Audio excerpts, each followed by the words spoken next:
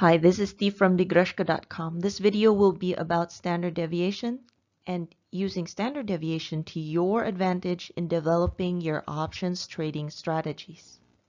Data is random at first glance, but when you take a much closer look, things tend to follow a certain pattern and you can almost classify the probability of something happening under a certain set of conditions. Take, for example, the probability of options expiring out of the money or in the money. This is where the concept of standard deviation comes in. So standard deviation, simply put, tells you how much of the results of a group differ from the average value. And most of the time, results are concentrated or close around a certain average outcome. A 1SD event means that 68% of the time, the result will be in this probability range, and a 2SD event just covers 95.45%, close to 100. Knowing this, you can use standard deviation to your advantage in developing your option strategies. Right before you is the snapshot of the Russell's Index June 2017, and the violet cone you see on the right is a projection of the 1SD price level taken at that specific time. Most instruments stay within the 1SD bell unless a relevant and significant change causes the price to move elsewhere.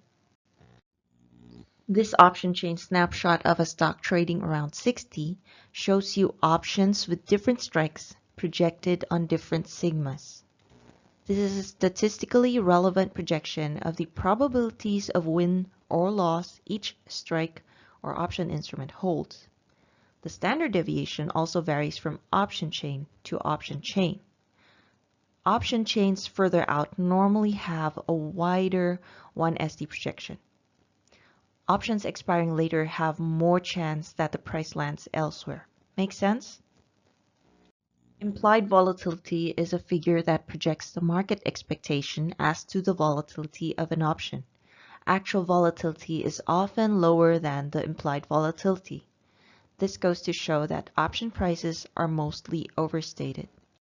Here you'll see a chart showing the implied volatility versus the historical or actual volatility of the options. And as you can observe, implied volatility is more often greater than historical volatility, and you can use this as an option seller to take advantage and sell the right instruments for a decent profit. On the other hand, if IV is relatively low and you're expecting a move, then profiting from a net option buying strategy works better. With the proper understanding and mindset, the options writer is more advantaged most of the time, and the option buyer just has to be pickier as to the instrument he trades.